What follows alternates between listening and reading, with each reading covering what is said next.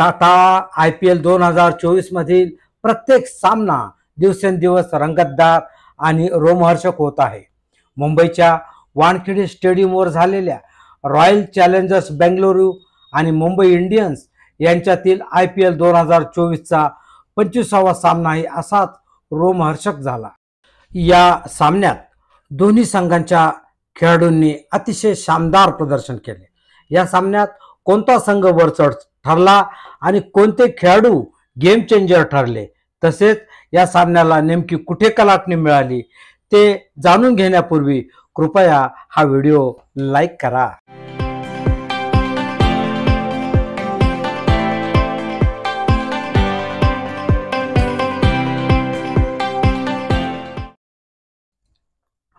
मुंबईच्या वानखेडे स्टेडियमवर होणाऱ्या या सामन्यासाठी क्रिकेट प्रेमी अगोदरच नजर लावून बसले होते.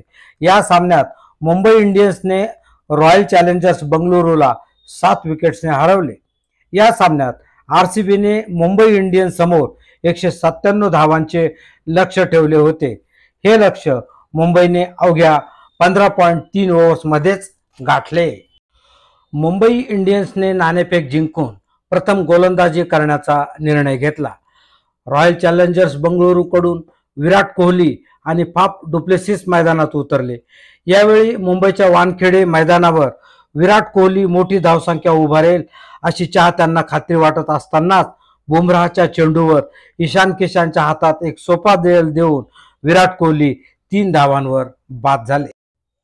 RCBला हा पहिला मोठा धक्का बसला. विराट तंबूत गेल्यावर विल जॅक मैदानात आले. ते आता धावसंख्या वाढवतील असे वाटत असतानाच आकाशदीपने टाकलेल्या चेंडूवर कव्हरकडे उभ्या असलेल्या टीम डेव्हिडच्या हातात झेल देऊन ते बाद झाले. विल जॅकने 6 चेंडूत 8 धावा केल्या. विराट कोहली बाद झाल्यानंतर RCBला लगेचच बसलेला हा दुसरा मोठा धक्का होता. आता फाफ डुप्लेसिसच्या मदतीला रजत पाटीदार मैदानात उतरले. त्यांनी आल्या आल्या धावा वाढवायला सुरुवात करून संघावर आलेला दबाव दूर करण्याचा प्रयत्न केला. रजत पाटीदारने 30 चेंडूत आपले अर्धशतक पूर्ण केले. मात्र ते आणखी धावा काढण्यापूर्वीच जेरॉल्ड कोएट्झीने ईशान किशनच्या हातात झेल द्यायला भाग पाडून रजत पाटीदारला तंबूत पाठविले. रजत पाटीदार 50 धावांवर बाद झाले. त्यावेळी RCBच्या 105 धावा झाल्या होत्या. एका बाजूने फाफ डुप्लेसिस खंबीरपणे धावा वाढवत होते. रजत पाटीदार नंतर ग्लेन मॅक्सवेल मैदानात आले.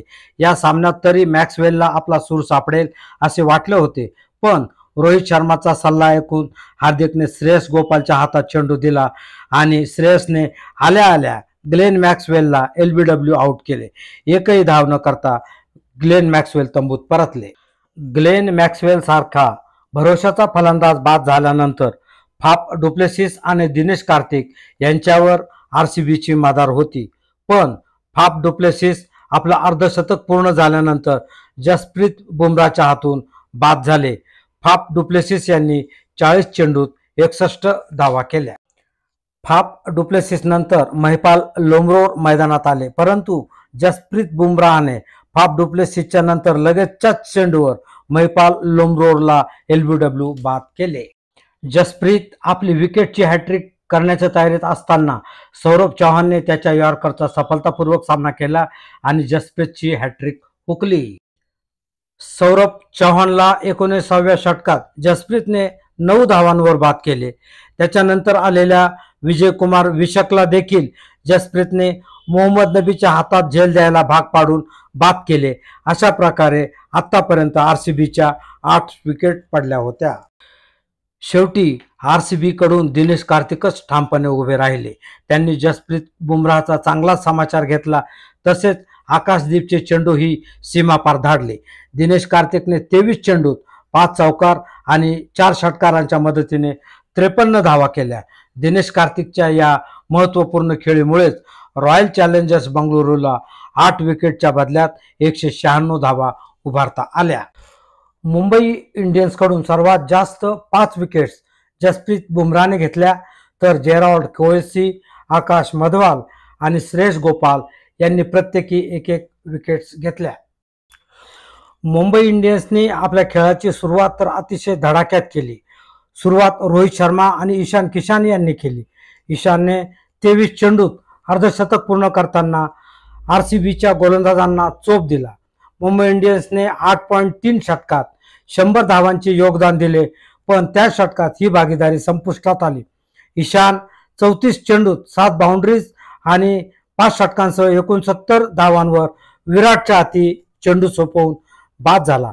आकाशदीपने मुंबई इंडियन्सला 101 धावांवर पहिला दणका दिला. ईशानच्या विकेटनंतर मैदानावर आलेल्या सूर्यकुमार यादवनेही ताण न घेता चांगली फलंदाजी केली. आकाशदीपच्या एकाच षटकात त्याने 24 धावा केल्या. विल जॅक्सच्या फटकेवर रोहितने फटकेबाजी सुरू केली, पण रिले टॉपलेने अविश्वसनीय झेल घेत रोहितला माघारी पाठवले. रोहित शर्माने 24 चेंडूत 38 धावा केल्या.